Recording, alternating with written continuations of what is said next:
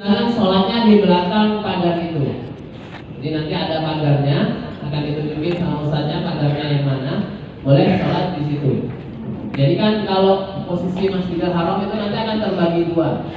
Ada yang khusus area tawaf, ada yang khusus area sholat. Nah nanti silakan sholat di belakang makam Ibrahimnya di area yang belakang pagar itu. Nah jangan sholatnya di area tawaf, nanti bakal ditabrak-tabrak orang tawaf. Ya, akan dilangkah-langkahi, itu sering terjadi. Nah, jadi sholatnya nanti akan ditunjukkan tempatnya, itu persis di belakang pagar pembatas yang sudah disediakan oleh pihak keamanan masjidnya. Gitu deh, bro. Iya, ada lagi, monggo. Monggo. Terkait dengan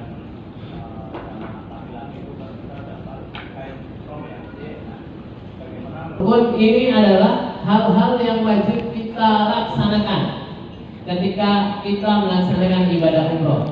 Kalau ini tidak dilaksanakan, maka umroh kita tidak sah, ya, atau umroh kita batal. Jadi rukunnya itu ada 5 ini ya Bapak Ibu. Umroh itu rukunnya ada 5. Yang pertama adalah ihram. Ihram ini apa? Ihram ini sama dengan niat. Ya, niat itu adalah niat kita melafalkan umroh tersebut. Ya, jadi Bapak Ibu tidak boleh skip ihram ini, tidak boleh melewati ihram ini atau niat ini tidak boleh dilewati. Kalau ini terlewati, otomatis umrohnya tidak sah. Ya, jadi harus melafalkan niat masing-masing dari Bapak Ibu semuanya. Ya. Jadi ihram ini yang pertama. Untuk niatnya nanti ada di buku panduan itu. Niatnya itu mudah, pendek dan gampang. Niatnya adalah labbaik Allahumma umratan. Ya, cukup segitu. Labbaik Allahumma umratan. Boleh ikutin? Labbaik Allahumma umratan. Nah, itu untuk niat umroh. Ya, jadi sangat simpel. Jadi ini jangan lupa disebutkan nanti juga akan dipandu oleh ustaznya, ya, akan dipastikan semuanya sudah siap, ready, baru kita niat umroh tersebut, ya. Nanti ada banyak, ada nawaitul umrota wa ahramtu biha lillahi ta'ala, ada yang versi itu juga, nanti banyak, nanti sama saja, ya, nanti akan dijelaskan langsung sama ustaz yang di sana mana niat yang dipilih, ya. Kemudian setelah kita berniat, kita harus melakukan tawaf. Tawaf ini apa? Tawaf ini adalah mengelilingi Ka'bah sebanyak 7 putaran. Dengan catatan kondisinya wajib suci, tidak boleh batal wudunya. Itu khusus untuk tawaf. Dan yang bapak-bapak atau yang laki-laki itu pundak kanannya itu harus terbuka. Ya, jadi pundak kanannya ini harus terbuka. Jadi nanti ada tawaf, ada kain ihram yang untuk tawaf, posisinya seperti apa? Ada kain ihram yang khusus sa'i. Jadi kalau sa'i biasanya semuanya tertutup, baik pundaknya dan semuanya. Tapi kalau pas tawaf yang laki-laki ini pundak kanan wajib dibuka. Ya, nanti seperti apa akan saya jelaskan di belakang. Ya, ini untuk tawaf. Jadi ingat ya Bapak Ibu, pas tawaf kondisinya harus suci, tidak boleh batal wudunya. Kalau batal seperti apa solusinya? Nah, solusi pertama, kalau Bapak Ibu batal, nanti boleh Bapak Ibu memilih untuk bertayamum kalau mau bertayamum. Karena ada pendapat yang membolehkan, ya, bertayamum itu tayamum tahu bersuci dengan debu, ya, bukan suci dalam debu. Jadi suci bersuci dengan debu. Nanti tayamumnya itu menggunakan media punggung jamaah yang lain. Ya, jadi jamaah yang di depannya boleh ditekuk punggungnya, tapi pelan-pelan ya. Nah, nanti jangan ya. Pelan-pelan saja. Itu boleh dipakai untuk bertayamum asalkan tidak berkeringat.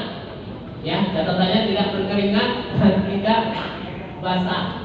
Karena kalau berkeringat dan basah otomatis nanti debunya dikategorikan tidak suci. Ya, jadi cari yang kering, bisa tepuk ke sana. Tayamum itu hanya dua, ya. Apa saja yang digunakan? Ya, muka dan tangan. Tangannya boleh sampai sini, boleh sampai pergelangan, atau mau sampai siku juga boleh. Dua-duanya boleh, ya. Jadi muka, pertama muka terus tangan, boleh sampai sini boleh, atau sampai sini juga boleh. Itu bagi yang menginginkan tayamum, ya, bagi yang menginginkan.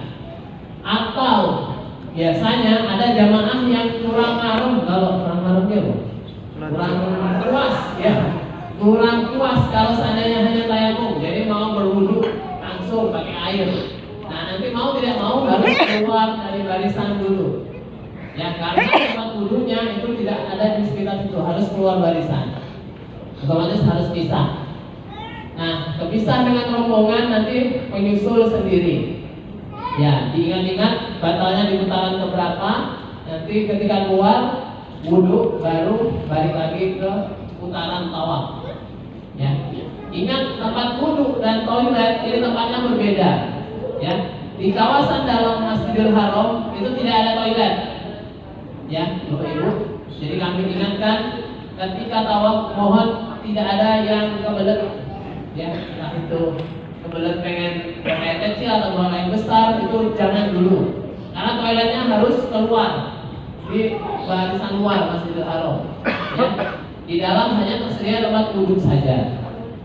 Jadi kalau nanti batal pengen wudhu lagi harus keluar barisan. Ya. Atau nanti Bapak Ibu boleh menyiapkan botol spray. Ya, botol spray yang segini aja ada kan? Jangan yang untuk setrikaan ya, jangan itu terlalu besar. Yang segini aja, nanti diisi air putih, nanti boleh berwudu pakai itu. Ya, caranya nanti disemprotkan sampai airnya itu mengalir. Jadi tidak boleh hanya satu semprotan ya, pastikan airnya nanti mengalir, nanti baru boleh dipakai untuk berwudu. Ingat berwudunya tidak perlu semua anggota badan, ya. Kalau yang di Al-Quran dijelaskan hanya 4, ya.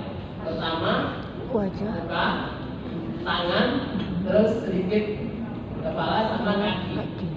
Cuma itu saja. Ya, jadi tidak perlu kumur-kumur dulu.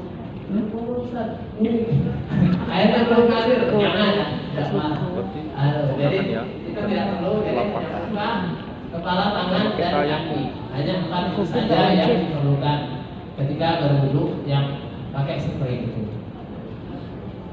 Berarti mending berburu spray itu. Kita siapin botol. Kakinya sampai mata kaki. Iya, mata kaki. Kalau wudu harus dua kaki. Iya. Nah itu untuk yang ibu boleh tidak melepas kaos kaki. Ya, tidak perlu melepas. Iya, itu sebelumnya saya sampai mengalir karena dulu Rasulullah sering berwudu pakai sepatu malahan. Ya, dan itu tidak masalah.